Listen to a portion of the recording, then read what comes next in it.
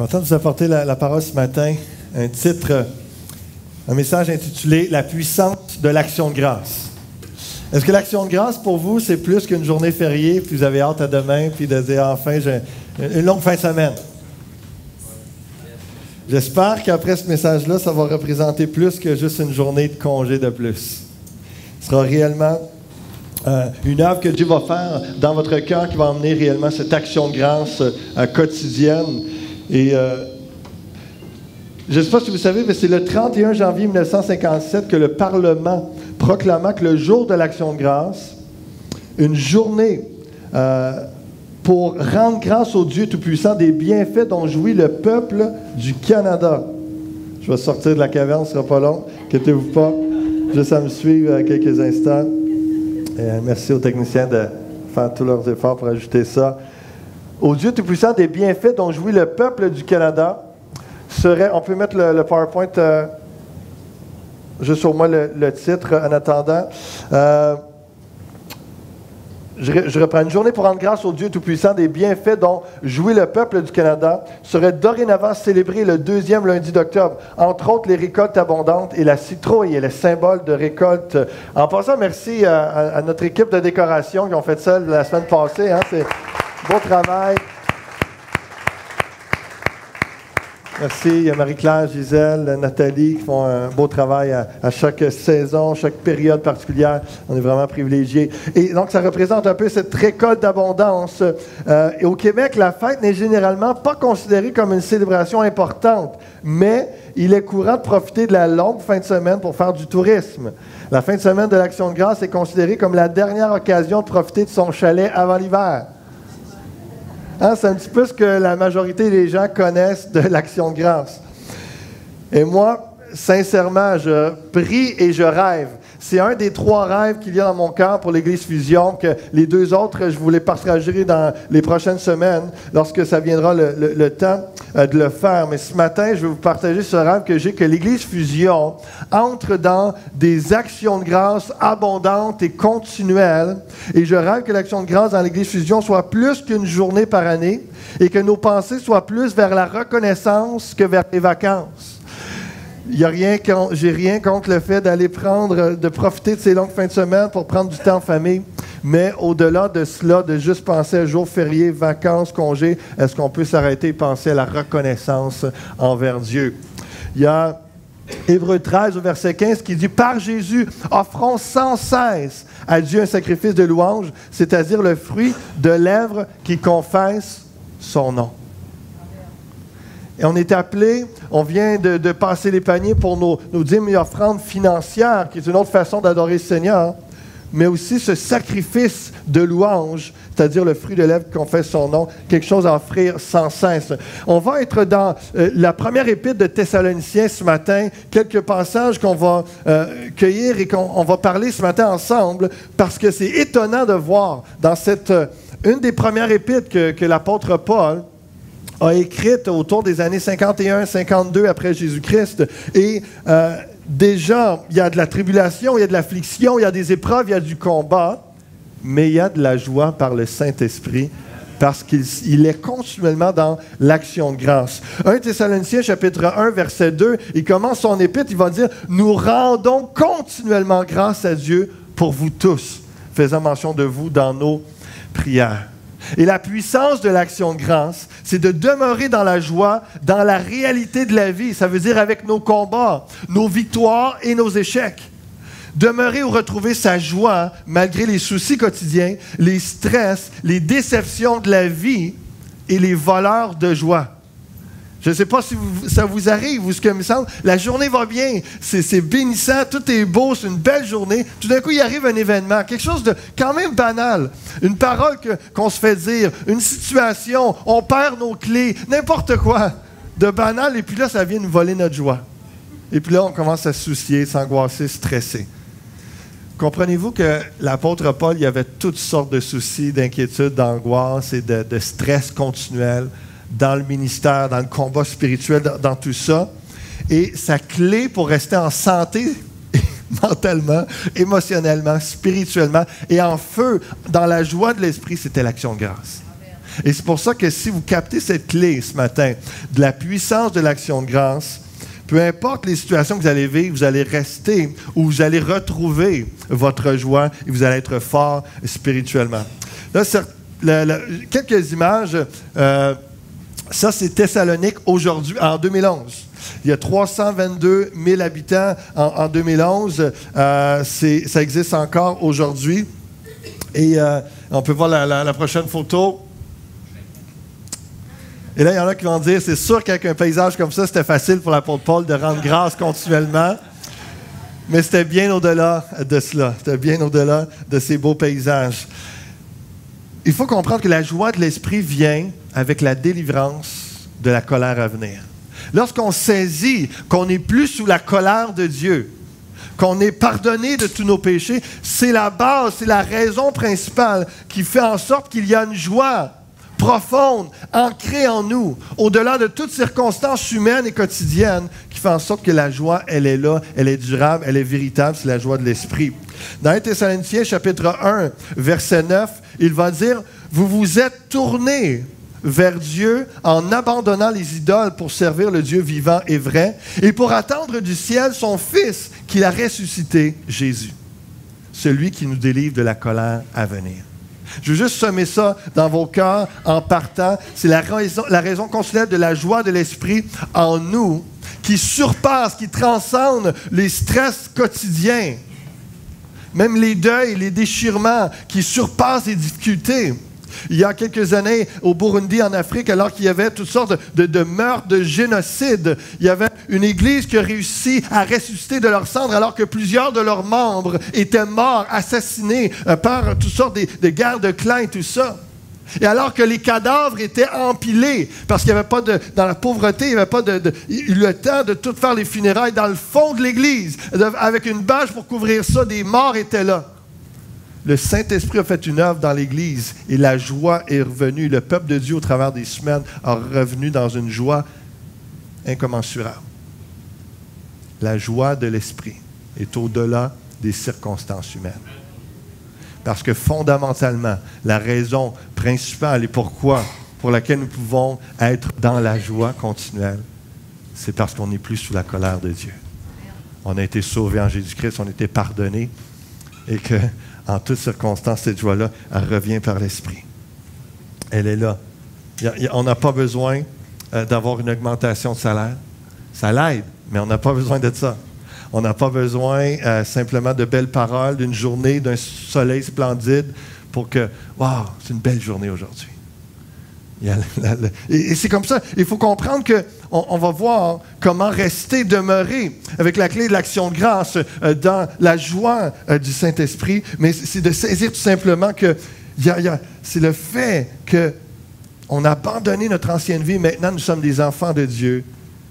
Que nous attendons cette résurrection, cette glorification du corps. Nous attendons la vie éternelle en Jésus-Christ, ce paradis avec le Seigneur pour l'éternité.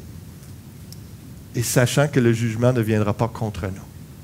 Ça, c'est la joie. Et c'est une des raisons aussi, quelques photos, je vais vous montrer des différents ministères qu'on fait pour toucher les enfants, parce qu'on veut que les enfants connaissent le Seigneur dès leur jeune âge, reçoivent l'Évangile et soient dans la joie de l'Esprit de leur jeune âge et qu'ils apprennent à grandir, parce que déjà à leur âge, il y a des soucis, il y a des stress, il y a des divorces, il y a des séparations, il y a des difficultés. Mais si dès leur jeune âge peuvent recevoir l'Évangile et se retirer de la colère de Dieu, être dans la paix avec Dieu, la paix avec eux-mêmes, dans la relation avec le Seigneur et goûter à la joie du Seigneur, ça va être toute une clé. Et il ne suffira plus, comme nous aujourd'hui, d'apprendre continuellement à cultiver, à conserver cette joie-là par des actions de grâce en abondance. En abondance, dans l'action de grâce, la reconnaissance, les remerciements. Voilà, prochaine photo. On voit les différents certificats. Ça, c'est le Club Awana qui a les vendredis aux 2 semaines. Prochaine photo, toutes sortes c'est tous les ouvriers, les bénévoles qui servent. Et est-ce qu'on peut les remercier ce matin? Tous ces gens qui servent au Club Awana. C'est une quarantaine d'enfants aux 2 semaines. Merci à chacun d'entre vous. Une quarantaine d'enfants aux 2 semaines qui servent, qui sont servis par ces gens-là, reçoivent une parole, qui ont des temps de prédication, tout ça. Ils ont toutes sortes de récompenses pour les encourager, les affirmer dans qui ils sont. C'est vraiment un beau ministère. Et hier, c'était le party de la rentrée. Encore une fois, à peu près 30, 35, 40 enfants qui étaient là pour découvrir qui est l'Église Fusion, mais aussi qui est le Seigneur Jésus-Christ. Il y avait toutes sortes de jeux, d'activités qui sont là. On peut voir la prochaine photo. Noémie avec les enfants qui leur a apporté l'Évangile. Noémie, mon épouse. On peut voir aussi la prochaine. Il y avait un jeu gonflable qui était là, activité. Il y avait la piñata, la prochaine.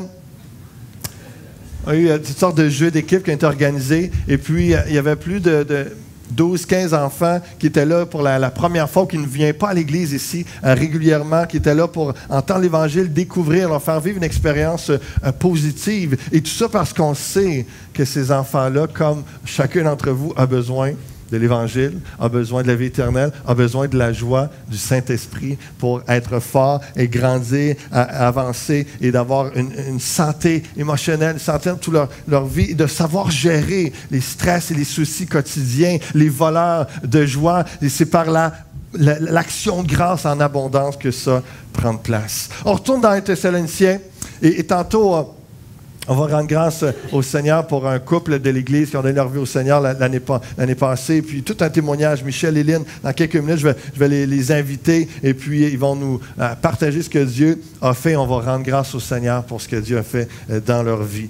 Paul, Sylvain et Timothée rendent continuellement grâce à Dieu car ils se réjouissent des chrétiens de Thessalonique. C'est saisissant parce que dans l'expression de l'apôtre Paul, lorsqu'il parle, il écrit aux chrétiens de Thessalonique, ce sont des jeunes sauvés, et puis à cause des tribulations, il a dû les quitter, et là, pendant les semaines, les mois qui suivent, il est inquiet de savoir est-ce que l'Église va bien encore, et puis tout d'un coup, finalement, il envoie Timothée, et puis Timothée revient avec des bonnes nouvelles, puis il dit « Hey Paul, l'Église, ce qu'on a semé, là, ça a porté fruit. Ils sont encore dans le Seigneur, ils grandissent et puis ils ont de l'amour les uns pour les autres, ils ont de l'amour pour Dieu. C'est vraiment... Et malgré toutes les épreuves, malgré que leurs amis, des membres de leur parenté, ont été assassinés à cause de l'Évangile, ils sont encore dans la foi.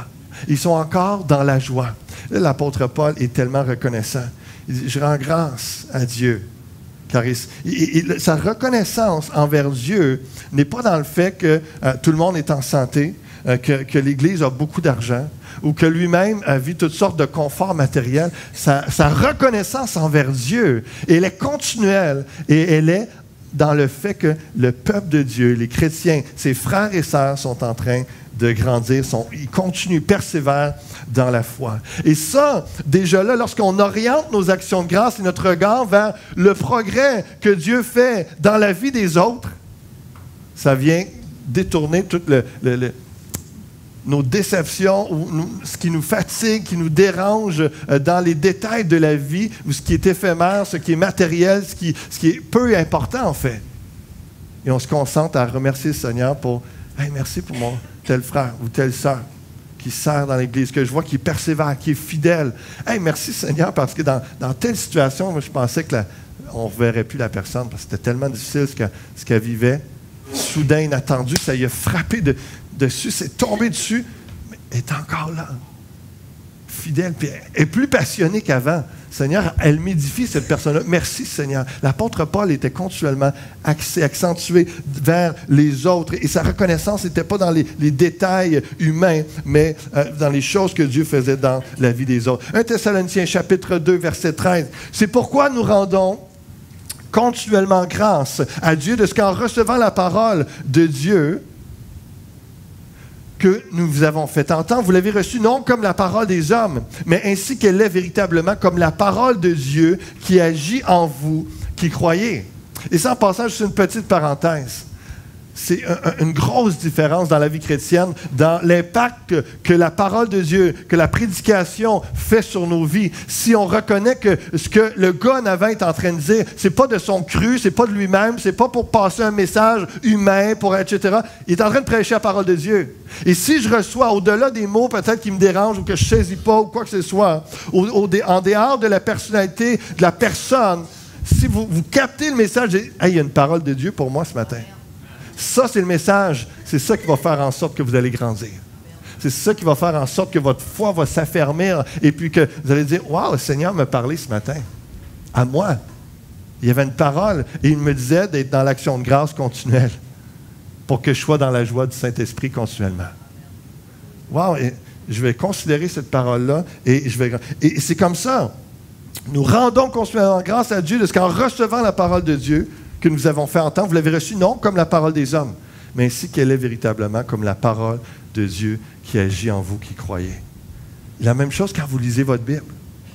Si vous réalisez que vous êtes en train d'ouvrir la bouche de Dieu et que Dieu vous parle et que vous demandez au Saint-Esprit, viens vivifier, viens m'aider à comprendre, viens m'aider à saisir, à recevoir ce qui est pour moi là-dedans et de l'appliquer comme tu veux que je le vive, cette parole-là, ça fait toute une différence. Mais l'action de grâce continuelle garde l'apôtre dans la joie du Seigneur, donc dans la force. On sait que la Bible nous dit aussi que la joie du Seigneur est notre force, dans Néhémie. Il y a tout un impact. Au verset 19, « En effet, quelle est notre espérance ou notre joie ou notre couronne de gloire? N'est-ce pas vous aussi, devant notre Seigneur Jésus, lors de son retour? Oui, vous êtes notre gloire et notre joie. » L'apôtre Paul est en train de dire, « Moi, ma mission, c'est de prêcher l'Évangile. Et là, vous l'avez reçu, l'Évangile. Vous êtes en train de le vivre. Vous êtes sauvés. Vous l'appliquez. Vous le transmettez à d'autres. Wow! Vous êtes ma joie. » Vous êtes toute une honneur, une gloire, même que je me présente devant Dieu. Ça va être une preuve de ce que j'ai accompli ma mission. Et c'est la même chose pour chacun d'entre nous. Lorsqu'on se concentre peut-être sur vos enfants ou une personne que vous avez semée, que vous avez aidé, que vous avez prié pour, et que vous voyez les fruits, c'est votre joie. C'est votre joie. Et c'est votre gloire devant le Seigneur. Et il va dire, « Wow, regarde les fruits. » Et ça a un impact pour l'éternité. Au chapitre 3, verset 9, il va dire « Quelles actions de grâce, en effet, nous pouvons rendre à Dieu à votre sujet, pour toute la joie que nous éprouvons à cause de vous devant notre Dieu. » Continuellement, son regard est sur ce que Dieu est en train de faire dans les gens autour de lui. Je vais inviter, on parle de ce que Dieu est en train de faire dans la vie des autres. J'ai invité Michel et Lynn à s'avancer. On va prendre quelques minutes ensemble. Je vais leur poser quelques questions. Et on va regarder à ce que Dieu a fait. On va rendre grâce à Dieu ensemble.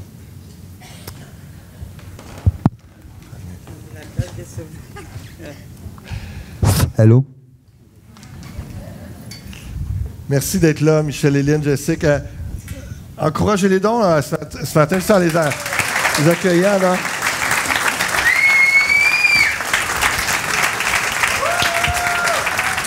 C'est pas évident de se présenter devant l'Assemblée. C'est pas des gens qui sont... D'habitude, ça, vous allez voir, Michel n'a pas de misère avec la parole. Et puis, Lynn, c'est moins évident, mais merci d'être là. Puis, c'est beau de vous voir. Comme je disais... vous allez l'entendre. Ils ont donné leur vie au Seigneur l'année passée, puis il y a tellement de choses qui se sont passées. Donc, j'aimerais que Michel et Lynn prennent le temps de nous expliquer ça, qu'on puisse rendre grâce au Seigneur, le remercier. Michel, tu as reçu le don gratuit de Dieu, la vie éternelle en Jésus-Christ, le 16 octobre 2016. Tu me dis que tu te souvenais de la date, ça s'en vient très bientôt. Raconte-nous comment ça s'est passé. OK. D'un, ce qui m'a amené au Seigneur, moi, c'est le désespoir. Le désespoir, ça veut dire plus le goût de vivre. Pas le goût de mourir. Juste plus avoir cette souffrance-là. Et le 16, ben, deux jours avant, parce que c'est arrivé 2 jours avant,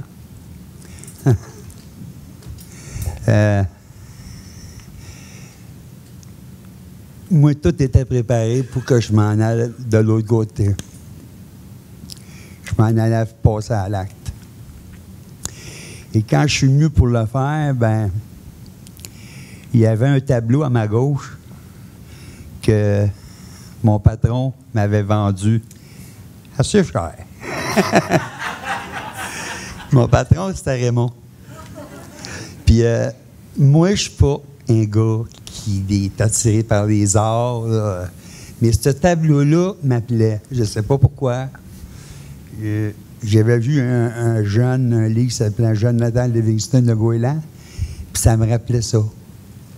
Fait que j'ai dit à Raymond, je peux-tu l'acheter, mais à paiement différé? Ah, il dit, oh, oui. Fait que ce tableau-là a une place chez nous bien spéciale. Puis il a fallu que je passe devant ce tableau-là. Puis quand j'ai passé devant, j'étais plus capable d'avancer. J'ai regardé le tableau, puis je savais que mon ancien boss était un pasteur. Fait que ce que j'ai fait, j'ai pris le téléphone, puis j'ai appelé mon ami Raymond, pasteur. Puis il m'a conté à ce moment-là, il s'est dit, c'est drôle, Michel, que tu me dis ça, je m'en vais tout de suite te voir, là. Je viens d'avoir un rendez-vous qui a été cancellé. Fait qu'il dit, c'est certain, j'y vais. Fait que quand il est arrivé à la maison, il dit, t'entends-tu né noir dimanche? Quand t'es prête à tout, là, t'es prête à tout. Puis du moment que j'ai rentré ici dimanche matin, là, j'ai accepté le Seigneur dans ma vie. Ce matin-là. Puis Raymond, il disait tout le temps, je me demandais qu'est-ce que j'étais venu faire à Poissonnerie-Gouy. Là, tu le sais. Fait que ce fut une journée qui a commencé tristement, mais qui a fini par la grâce de Dieu. Parce que Dieu, s'il m'a fait passer là, devant ce tableau-là, c'est pas moi qui a décidé ça. C'est le Seigneur. Et à ce moment-là, moi, le dimanche matin, j'étais ici, puis le dimanche matin, mon épouse était ici aussi. Depuis ce temps-là, on a le Seigneur dans notre vie. On peut raconter justement que, donc, il y a eu ce moment-là, penser au suicide, Pasteur Raymond vient, tout ça, parle de l'Évangile, font une prière ensemble, vient ici à l'Église, il est touché, il dit à sa conjointe, c'était pas marié encore, puis il dit à Aline, il dit, sais-tu où j'ai été dimanche? À l'Église. Hein? Parce qu'elle travaille de nuit, tout ça. Donc, et finalement, le dimanche d'après, elle arrive, est touchée elle-même, donne sa vie au Seigneur. Et là, le 27 mars dernier, vous vous êtes fait baptiser. Et le 10 septembre dernier, donc récemment, vous vous êtes mariés. Oui. On peut déjà les féliciter. Pour ceux qui connaissent un peu déjà Michel, il y a eu des soucis de santé, il y a le shake, mais il y a eu d'autres choses au niveau pulmonaire, tout ça. Ça a été une très grosse année avant le mariage. Et la grâce de Dieu s'est manifestée. Dieu s'est montré aussi... Il s'est pointé au rendez-vous, il vous a soutenu dans tout ça. Peux-tu nous parler jusqu'au mariage, un peu tout ce qui est arrivé? Moi, au mois d'avril, je suis hospitalisé. J'ai une pneumonie sclérosée sur le pont droit, puis ça va pas bien. Puis j'ai plus d'emploi. Puis là, la question est, est-ce qu'on remet le mariage ou on le fait pareil? Puis moi et mon épouse, on a dit non. Notre foi nous dit de ne pas remettre le mariage. Peu importe ce qui arrive. Et à partir de là, on a vu le plan gigantesque de Dieu se manifester. Mais pas là. On a vu la journée de notre mariage. Parce que tout le long, là, on a eu toutes sortes de difficultés. Mais à chaque fois, il y a un chrétien qui était là pour nous autres. À chaque fois. Puis je vais vous dire que, je peux le dire aujourd'hui, quand j'ai vu mon dossier médical, c'était marqué, dans ce temps-là, c'était marqué « danger de mort imminente ». Mais moi, je ne sais pas, là. Mais c'était très important qu'on se marie le 10 septembre. C'était une parole de foi envers mon épouse, mais surtout envers le Seigneur. Je ne pouvais plus vivre pas marié avec la personne que j'aime. Peux-tu nous parler, Michel? Il y a eu tout un... Pour ceux qui l'ont vu au printemps passé, là, il y avait de la misère à se déplacer quelques pas. Il fallait qu'il arrête. Il a réellement passé près de la mort. Et tu nous as raconté ton nouveau boss après Pasteur Raymond, dans le fond, qui était ton propriétaire également. Oui. Il y a quelque chose qui est arrivé là, à l'hôpital même. Quand on a décidé de se marier, là, ça commençait à pas être facile. Problèmes financiers. Écoute, au prix qu'on le payait de logement, là, c'était impossible de rester là. Ça, tu as perdu ton emploi, tu étais rendu invalide. Oui, c'est ça. Puis mon épouse, ça travaille de nuit. Puis pendant que j'étais à l'hôpital, elle cherchait des logements de jour. Puis elle travaillait fort.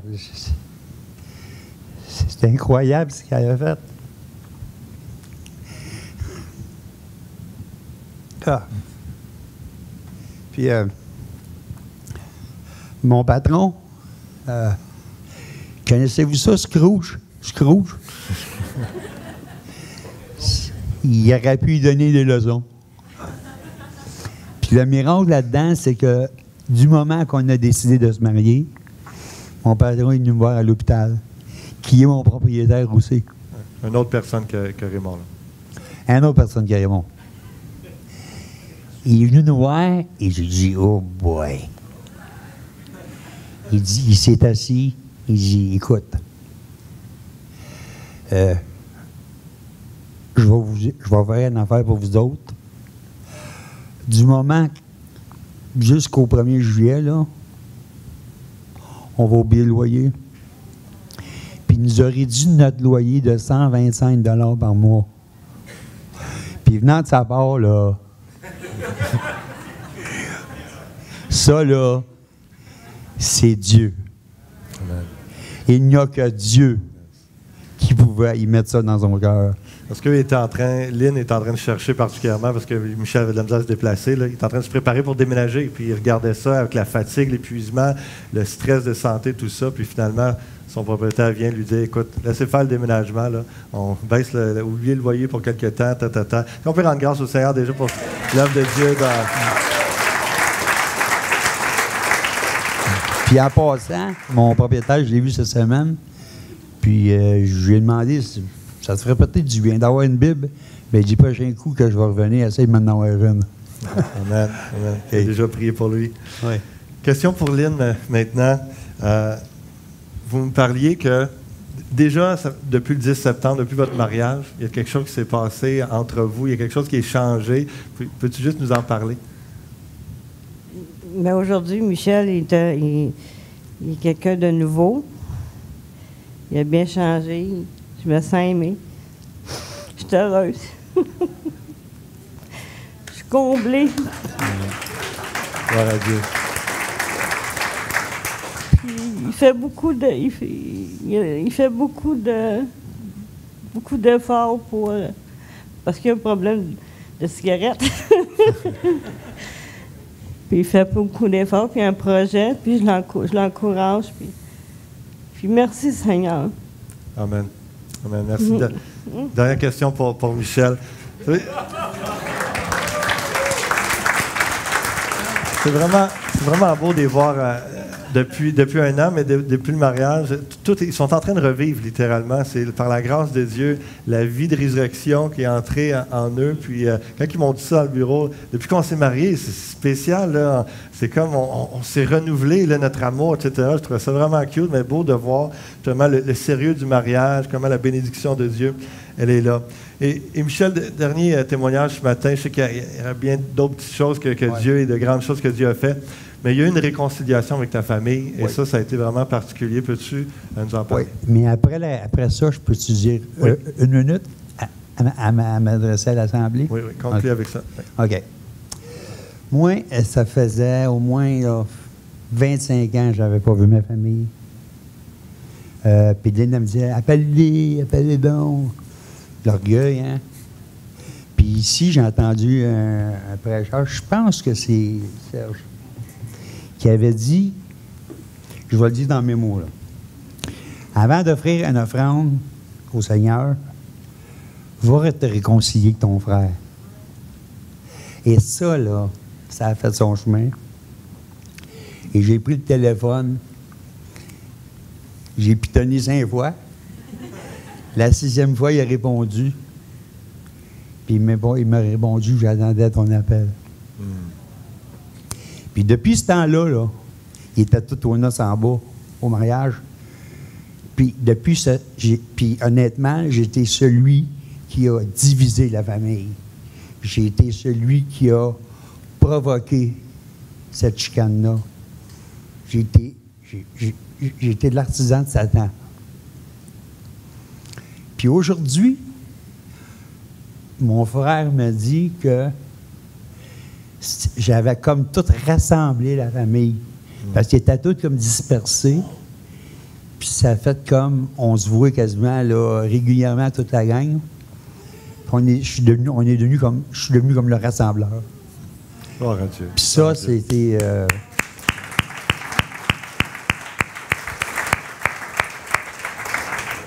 Tu veux conclure avec une minute? Je veux conclure en disant comment l'Église, c'est important pour un chrétien. Je vais vous donner un exemple. Je ne sais pas si je peux faire ça, là. Je demanderais aux gens qui étaient là la journée du mariage et les gens qui ont aidé avant aussi, s'ils pourraient se lever debout, s'ils veulent. Je sais qu'il y en a beaucoup.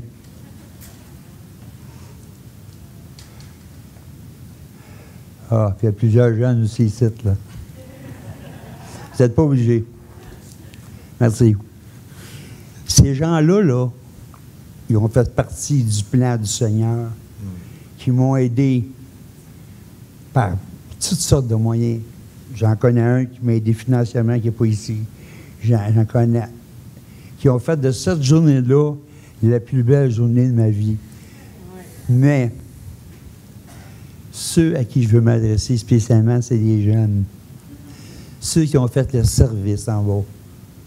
Moi, je vais vous le dire honnêtement, quand je vous ai vu arriver, là, j'ai dit « Ouf! » Parce que moi, je suis chef cuisinier. Puis j'aime ça avoir le hein? It's the control. Puis là, ben, j'ai vu que la cuisine pouvait rouler sans Michel Gagnon, la terre pouvait continuer de tourner sans moi. Mais je m'adresse spécialement à vous, les jeunes. Ma sœur est venue me voir après, puis elle m'a dit Michel, on a eu l'impression d'être servi par des anges. Puis félicitations aux parents, à vos parents, qui ont su donner l'éducation pour être ce que vous êtes, puis ce que ça fait plus que ça, là.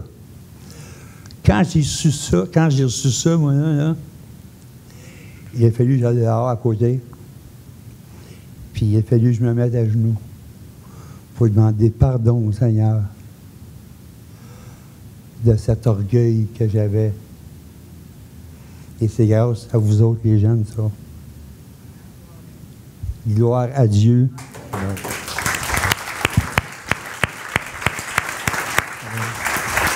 Merci beaucoup.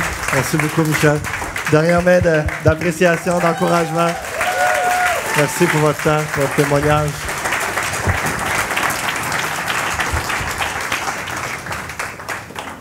Je trouvais ça bon dans ce message qu'on s'arrête quelques minutes pour remercier le Seigneur précisément. Et on pourrait continuer avec vos vies. Et le but, c'est ça. Merci Seigneur pour ce qu'il fait dans l'Église. Merci Seigneur pour ce qu'il fait dans la vie de Michel et Lynn. Merci Seigneur pour ce que tu fais dans ma vie. Merci Seigneur pour qu'on abonde en action de grâce continuellement. Et juste prendre quelques minutes encore pour terminer ce message et on va prendre un temps pour louer et remercier le Seigneur à la fin en musique. Et comme je l'ai dit tantôt dans l'Épître aux Thessaloniciens, on voit le contexte de persécution, d'affliction, de trouble. Et on regarde à la vie de Michel et Lynn dans la dernière année. Imaginez, il donne sa vie au Seigneur. Et puis Michel, il passe par un tas de maladies, perd son emploi, il y a des troubles financiers, des troubles physiques, etc. Il vient de se faire baptiser. Toute une bonne nouvelle, tout un bon début. Il s'accroche à Dieu puis il voit la fidélité du Seigneur. il voit sa bénédiction, comment Dieu le relevé, le fortifié. Il l'a emmené à vivre toutes sortes de belles choses avec Lynn, qui est là témoin et qu'elle-même a goûté à la grâce de Dieu en même temps dans sa propre vie. Et les deux s'épanouissent tout au long de ces temps d'épreuves et de persécutions. C'est ce que je vous parlais au tout début, la joie de l'esprit, d'être sauvé, d'être des enfants de Dieu qui surpassent tout ce qui peut prendre place dans la vie de quelqu'un. L'action de grâce est plus puissante que l'effet négatif des afflictions. Regardez quelques exemples dans la parole de Dieu, 1 Thessaloniciens, chapitre 1, verset 6. « Et vous-même, vous avez été mes imitateurs et ceux du Seigneur en recevant la parole au milieu de beaucoup d'afflictions, avec la joie du Saint-Esprit. » C'est surnaturel. Il dit, comme moi, parce que moi aussi j'ai vécu ça, des troubles, tout ça, puis j'ai reçu la parole de Dieu dans des temps de troubles, de persécution, et je continue à prêcher l'Évangile dans des contextes de persécution. Si vous lisez Acte 9 et vous lisez Acte 22, il y a une bonne description de ce que Paul a vécu et des Juifs qui font des complots contre sa vie. Il dit, vous m'avez imité là-dessus. Et au milieu de beaucoup d'afflictions, vous avez reçu la parole de Dieu avec la joie du Saint-Esprit. Comprenez-vous que la joie de Dieu, on parle d'une joie qui est supérieure à une joie humaine, émotionnelle. J'ai beaucoup de joie quand les Canadiens gagnent, quand ils comptent un but. J'aime ça. Et je peux même crier, puis avec Raymond, puis avec Michel, puis avec Philippe et d'autres. Et on va louer le Seigneur quasiment. Non, on se réjouit, c'est une joie, mais c'est une joie momentanée. Aussitôt qu'ils se font compter un but, la joie est partie. La joie est partie. Mais la joie de l'esprit, ça, c'est que les Canadiens gagnent la coupe ou pas, ça n'a rien à voir.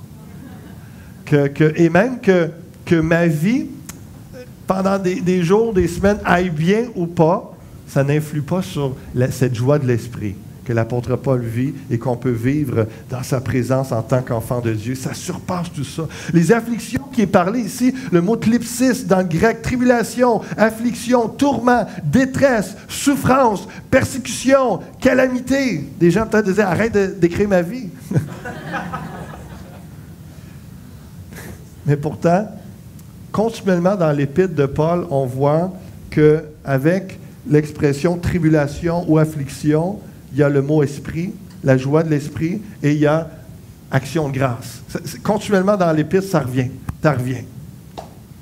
Et c'est pour ça que je vous dis qu'il y a une clé qui est là, et c'est mon rêve de voir l'Église Fusion en toutes circonstances. Les dimanches matins, que ça soit une explosion de louanges, d'action de grâce, c'est certain, mais le lundi aussi, à votre maison, avant de partir, devant votre repas, au travail, du fait que vous avez un travail, vous avez la santé pour le faire.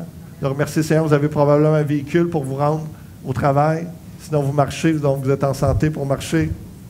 Tout est une raison. Il y a toujours une raison pour remercier Dieu et de lui rendre grâce. 1 Thessaloniciens, chapitre 2, verset 2. Après avoir souffert et reçu des outrages à Philippe, comme vous le savez, nous avons pris de l'assurance en notre Dieu pour vous annoncer l'Évangile de Dieu au milieu de bien des combats. Ça, c'est le contexte de l'apôtre Paul, puis il dit, on n'arrête pas de rendre grâce à Dieu pour vous. Au verset 14, « Car vous, frères, vous êtes devenus des imitateurs des églises de Dieu qui sont en Jésus-Christ dans la Judée, parce que vous aussi, vous avez souffert de la part de vos propres compatriotes, les mêmes maux qu'elles ont souffert de la part des Juifs. » L'apôtre Paul est en train de leur dire, « Hey, je vous rappelle, vous n'êtes pas les seuls en passant. On était une gang à souffrir à cause de Christ. Dans ce contexte-là, c'était éprouvant, souffrant. Donc, imaginez les pépins de la vie ou quelconque difficulté. Si eux l'ont vécu par la puissance du Saint-Esprit, la joie était là et qu'ils réussissaient à abonder en action de grâce, imaginez ce que Dieu peut faire et vous garder dans la joie, dans la situation présente que vous vivez.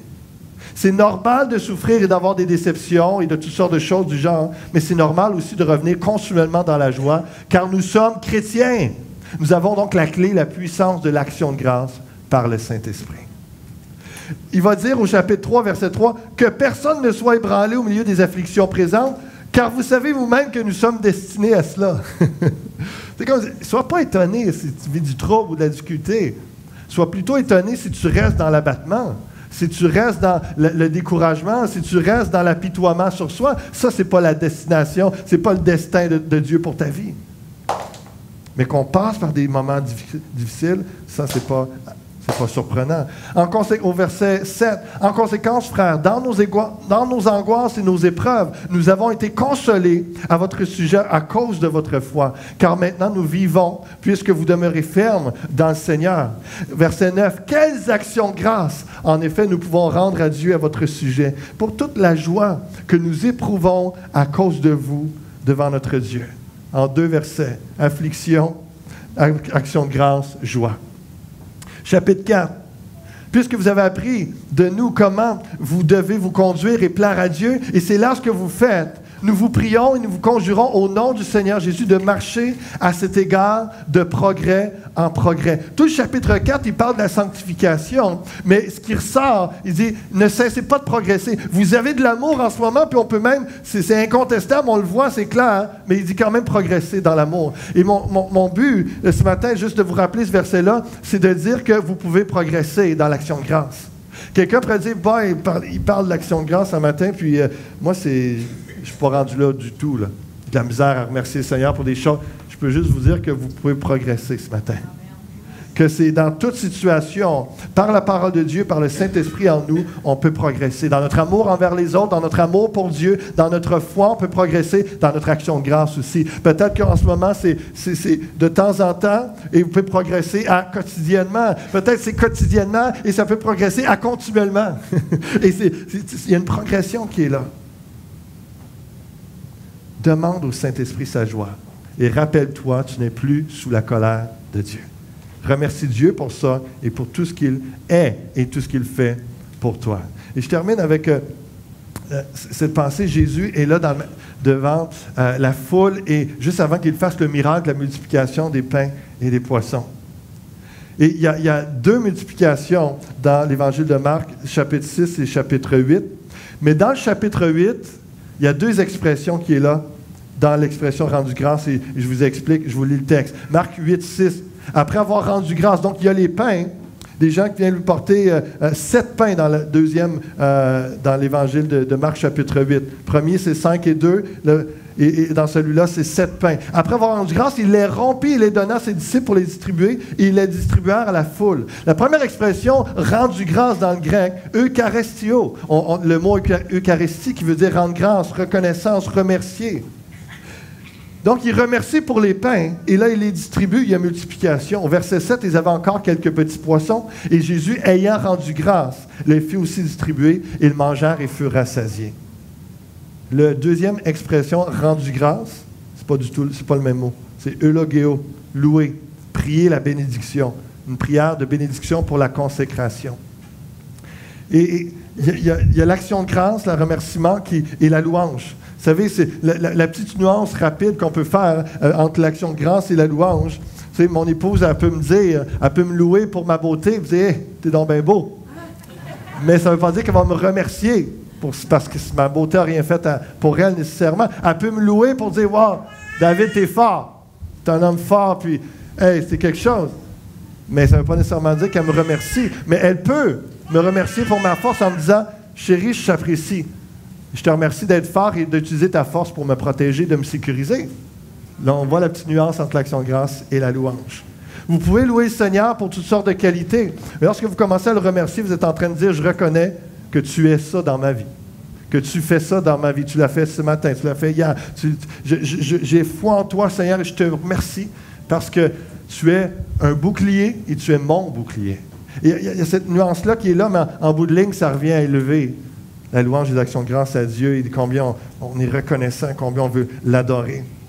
Et dans ce contexte-là où ce que Jésus remercie le Seigneur et loue le Seigneur, il demande à Dieu, il y a une louange qui est là pour les poissons qui sont là, et il y a une prière de bénédiction, et une prière de consécration parce que dans le contexte, il s'attend à ce qu'il y ait multiplication.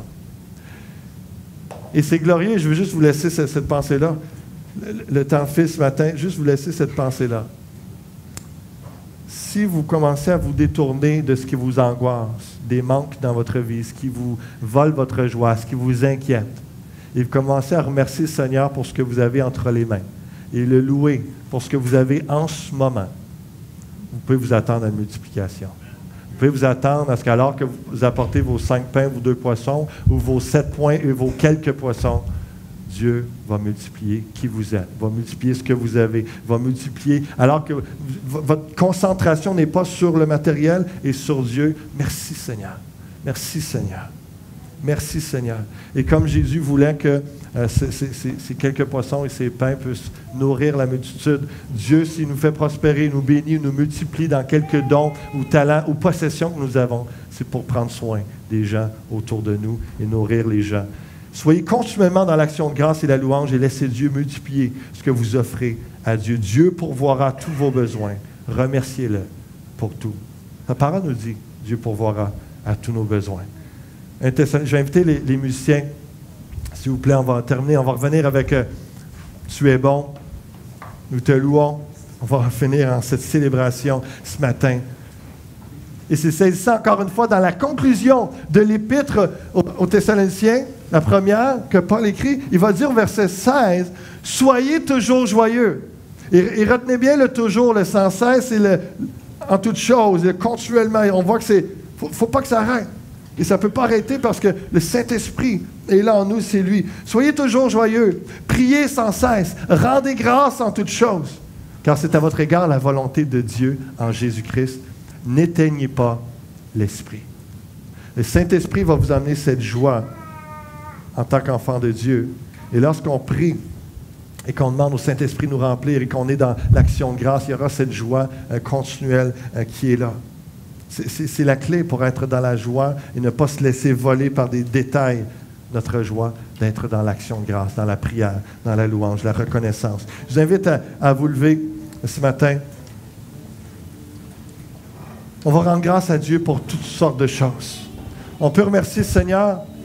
Dimanche passé, je ne sais pas si vous avez apprécié ce temps-là, j'ai plusieurs témoignages de comment Dieu s'est manifesté dans sa présence.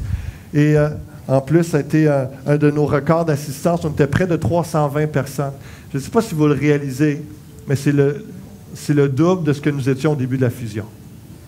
Dieu, en 2 ans et demi, a multiplié, a doublé notre assemblée. Avec une douzaine de baptêmes qui ont lieu en mars, on se prépare pour une dizaine pour le 6 novembre. Des âmes sauvées, des vies comme Michel et Lynn qui ont été touchées, impactées.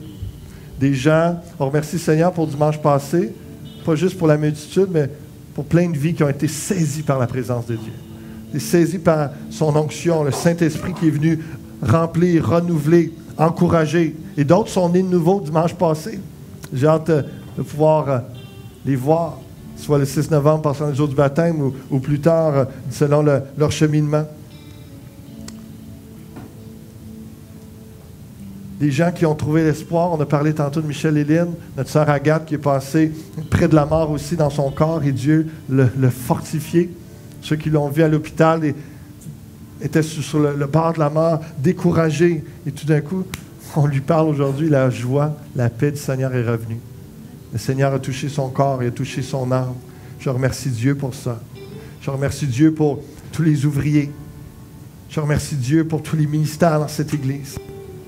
Je remercie Dieu pour financièrement qui nous aide à reprendre le retard des premiers mois, qu'on n'est pas arrivé encore, mais on voit que c'est encourageant, puis on a foi qu'on va l'atteindre. Et qu'on se prépare à ce qu'il est en train de faire, à la moisson qui veut continuer d'ajouter. Merci pour chacune des vies ce matin.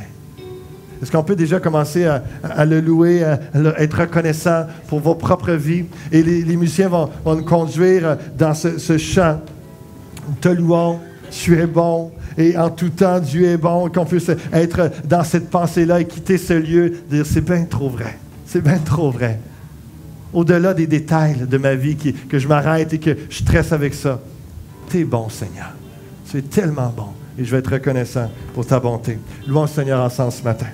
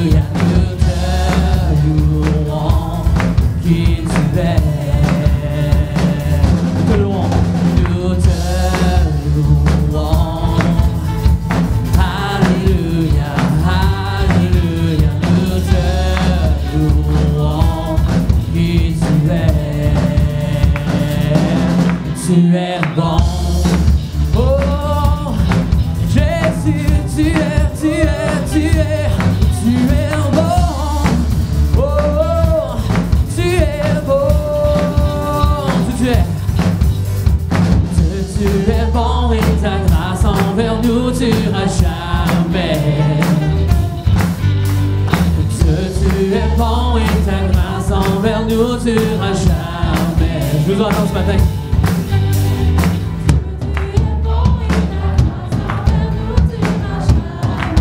Que le ciel vous entende. Jamais.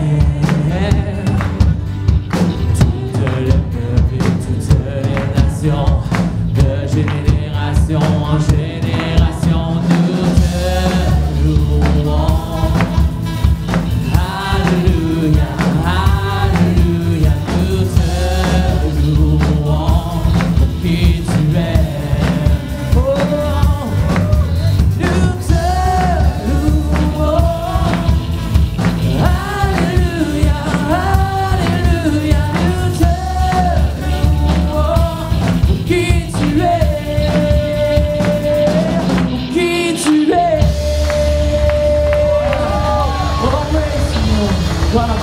Ah. Alléluia. Oh, Dieu est bon. Allons abonder en action de grâce continuellement. Remerciez le Seigneur pour votre épouse, pour votre époux, pour vos enfants. Trouvez toutes sortes de raisons, parce qu'il y a toutes sortes de raisons pour remercier Dieu. Que Dieu vous bénisse. Bonne semaine.